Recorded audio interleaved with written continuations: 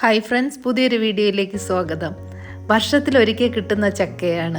അതും നല്ല ടേസ്റ്റി ആയിട്ടുള്ള വരിക്കച്ചക്കയാണെങ്കിലോ. ചില സ്ഥലങ്ങളിലൊക്കെ കണ്ടിട്ടുണ്ട് പ്ലാവിൽ നിറയെ ചക്കയുണ്ട്. പക്ഷെ അതിൻ്റെ നാലിലൊന്ന് പോലും അവർ യൂസ് ചെയ്യുമോ എന്നെനിക്ക് സംശയം തോന്നിയിട്ടുണ്ട്. എനിക്ക് 2 വരിക്ക പ്ലാവുണ്ട്. അതിൽ ഒന്നിൽ ഒരു 5-6 ചക്ക മാത്രമേ കായ്ച്ചിട്ടുള്ളൂ. കഴിഞ്ഞ വർഷം ഒരു ചക്ക പോലും ഉണ്ടായില്ല. ഈ വർഷം പിന്നെ ഇത്രയെങ്കിലും കിട്ടിയില്ലേ. മറ്റേ പ്ലാവിൽ ചെറിയ ചെറിയ ചക്കയുണ്ട്. എൻ്റെ മോൾക്കും ആരിക്കും ചക്ക ഭയങ്കര ഇഷ്ടമാണ്. പക്ഷേ അവർക്കിത് കഴിക്കാനുള്ള ഒരു അവസരമില്ലല്ലോ. അപ്പോൾ ഇതിനെ ചക്ക വരട്ടിയാക്കി കൊണ്ടുപോകാൻ പറ്റും. അതിന് വേണ്ടിയാണ് ഞാൻ ഈ തയ്യാറെടുക്കുന്നത്. ചാനൽ ഇതുവരെ സബ്സ്ക്രൈബ് ചെയ്തിട്ടില്ലെങ്കിൽ ഒന്ന് സബ്സ്ക്രൈബ് ചെയ്തേക്കണേ. കൂടെ ഒരു ലൈക്കും കൂടി.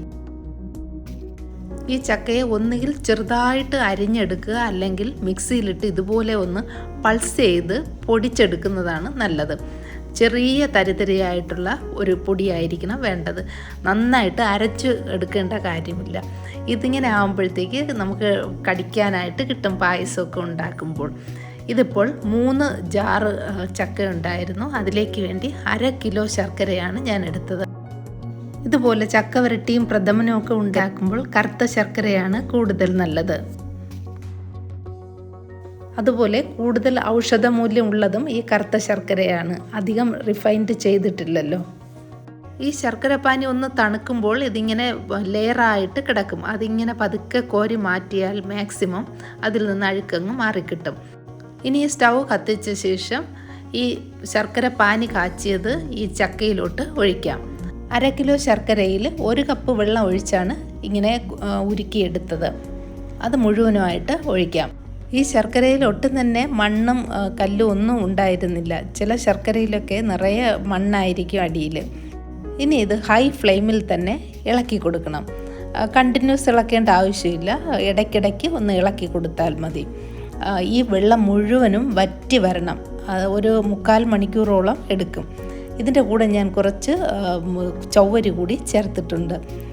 ഇത്തരം ജോലികളൊക്കെ ചെയ്യുമ്പോൾ നമുക്ക് അടുക്കളയിൽ മറ്റെന്തെങ്കിലും കൂടെ ജോലി ഉണ്ടെങ്കിൽ നമ്മുടെ ടൈം വേസ്റ്റ് ആവുകയില്ല. ഇത് ശരിക്കും ചക്ക പ്രഥമൻ പ്രീമിക്സ് എന്ന് തന്നെ പറയാം.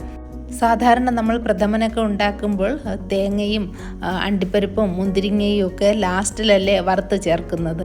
എന്നാൽ ഈ ചക്ക വരട്ടിയിൽ തന്നെ ഈ സാധനങ്ങളെല്ലാം ഞാൻ വറുത്ത് ചേർക്കാനാണ് വിചാരിക്കുന്നത്. അപ്പോൾ പിന്നെ നമ്മൾ പായസം ഉണ്ടാക്കാൻ സമയത്ത് വെറും തേങ്ങാപ്പാൽ മാത്രം ഒഴിച്ചാൽ മതി. വേറെ ഒന്നും ഇതിൽ ചേർക്കേണ്ട ആവശ്യമില്ല. തേങ്ങാക്കൊത്ത് 1/4 കപ്പ് എടുത്ത് ചെറുതായിട്ട് അരിഞ്ഞിട്ടുണ്ട്. ഈ ശർക്കരപ്പാനി കുറേയൊക്കെ വറ്റിയിട്ടുണ്ട്. ഇനി ഇതിൽ കുറച്ച് നെയ്യ് ഇട്ട് കൊടുക്കാം. ഇത്രയും ചക്കയിൽ 1/4 കപ്പോളം നെയ്യ് ചേർക്കാം. ഒന്നിച്ച് ചേർക്കണ്ട, കുറച്ച് ഇടവിട്ട് ചേർത്താൽ മതി. കുറച്ച് മുന്തിരിങ്ങ ചേർക്കാം. ഈ മുന്തിരിങ്ങ നന്നായിട്ട് കഴുകി ഉണക്കിയതാണ്, അതുകൊണ്ട് അഴുക്കൊന്നുമില്ല.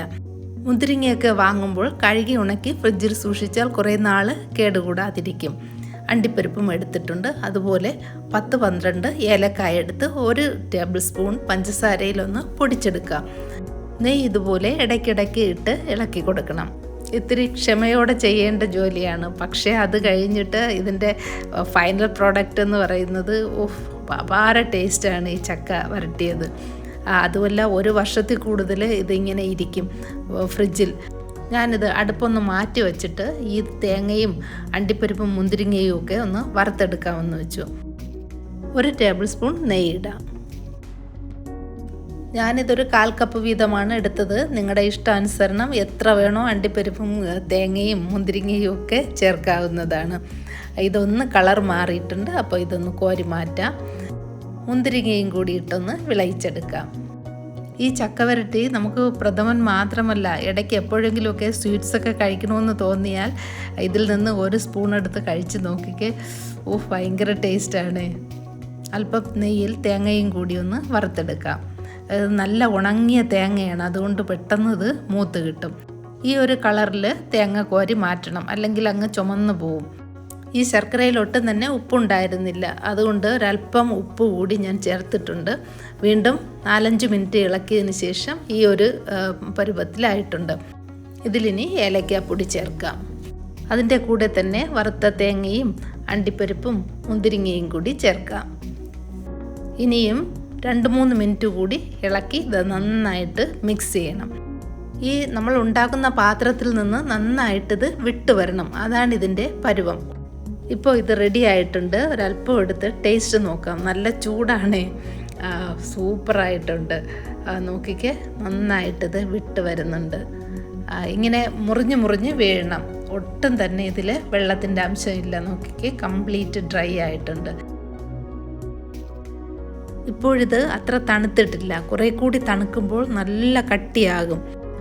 ഇതിന് നന്നായി കഴുകി ഉണക്കിയ ഗ്ലാസ് ബോട്ടിലിൽ നിറച്ച് അടച്ചു വെച്ച് ഫ്രിഡ്ജിൽ സൂക്ഷിക്കാവുന്നതാണ്. നിങ്ങൾ ഇതേ രീതിയിൽ ഉണ്ടാക്കി നോക്കിക്കേ, 1 വർഷത്തിൽ കൂടുതൽ ഇത് ഒട്ടും തന്നെ കേടാകാതിരിക്കും. ഗ്യാരണ്ടിയാണ് ഈ പറയുന്നത്. നല്ലതുപോലെ തണുത്ത് കഴിഞ്ഞാൽ ഇതേപോലെ കട്ടിയായിട്ടിരിക്കും. ഒരു കാര്യം ശ്രദ്ധിക്കേണ്ടത്, ഇതെടുക്കുന്ന സമയത്ത് ഒട്ടും തന്നെ ജലാംശം ഇല്ലാത്ത സ്പൂൺ കൊണ്ട് വേണം എടുക്കാൻ. പക്ഷേ ഇത് ഉണ്ടാക്കി കഴിഞ്ഞാൽ കുട്ടികളായാലും മുതിർന്നവരായാലും ഇത് നോക്കി നിൽക്കെ ഇത് തീർന്നു പോകും. അത്രയ്ക്ക് ടേസ്റ്റാണിത്. അപ്പോൾ ഇത് ബാക്കി കുറച്ചിരിപ്പുണ്ടല്ലോ, ഞാനത് പായസം ഉണ്ടാക്കി കാണിച്ചു തരാം. അത് ആ പാത്രത്തിലും കൂടെ നിറയെ പറ്റിയിരിപ്പുണ്ട്. അപ്പോൾ അതിലേക്ക് കുറച്ച് തേങ്ങാപ്പാൽ ഒഴിക്കുക. ഇത് 2ാം പാലാണ്. ഇനി ഇതൊന്ന് ചൂടാക്കുമ്പോൾ തന്നെ ഈ ശർക്കരയൊക്കെ ഉരുകി ഇതൊന്ന് മെൽറ്റായി കിട്ടും. ഇത്രയും കുറച്ച് ചക്ക വരട്ടിയത് വെച്ച് തന്നെ നമുക്ക് 3 കപ്പോളം പായസം റെഡിയാക്കാൻ സാധിക്കും. ഇപ്പോൾ ഈ തേങ്ങാപ്പാൽ ചക്കയിൽ നന്നായിട്ട് സോക്ക് ചെയ്ത് കഴിഞ്ഞു. ഇനി 1ാം പാൽ ഒഴിക്കാം. 1ാം പാൽ ഒഴിച്ചാൽ പിന്നെ തിളപ്പിക്കണ്ട, ജസ്റ്റ് ഒന്ന് ചൂടായാൽ മതി. ഇപ്പോൾ ഞാൻ സ്റ്റൗ ഓഫ് ചെയ്തിട്ടുണ്ട്. ജസ്റ്റ് ഒന്ന് ചൂടാക്കിയെടുക്കാം. ഇനി കുറച്ച് മുന്തിരിങ്ങ അണ്ടിപ്പരിപ്പൊക്കെ വേണമെങ്കിൽ ഇതുപോലെ ചേർക്കാവുന്നതാണ്. അപ്പോൾ ഇനി ഇതുപോലെ വരിക്കച്ചക്ക കിട്ടുകയാണെങ്കിൽ ഇതേപോലെ ഒന്ന് റെഡിയാക്കി നോക്കിക്കേ. ആർക്കെങ്കിലും ഗിഫ്റ്റ് കൊടുക്കാനോ അല്ലെങ്കിൽ വിദേശത്തും സ്വദേശത്തും ഉള്ള മക്കൾക്കൊക്കെ കൊണ്ടുപോയി കൊടുക്കാനൊക്കെ ഏറ്റവും നല്ലൊരു ഗിഫ്റ്റാണിത്. ഇത് പൈസ കൊടുത്താൽ പോലും നല്ല സാധനം വാങ്ങിക്കാൻ കിട്ടില്ല.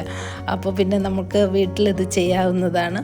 ട്രൈ ചെയ്ത് നോക്കുക. വീഡിയോ നിങ്ങൾക്ക് ഇഷ്ടമായെന്ന് വിചാരിക്കുന്നു. ഇഷ്ടമായെങ്കിൽ ലൈക്ക് ചെയ്യുക, ഷെയർ ചെയ്യുക, കമൻറ്റ് ചെയ്യുക. വീണ്ടും പുതിയൊരു വീഡിയോയിലൂടെ കാണാം. Thank you for watching mother's cooking lab.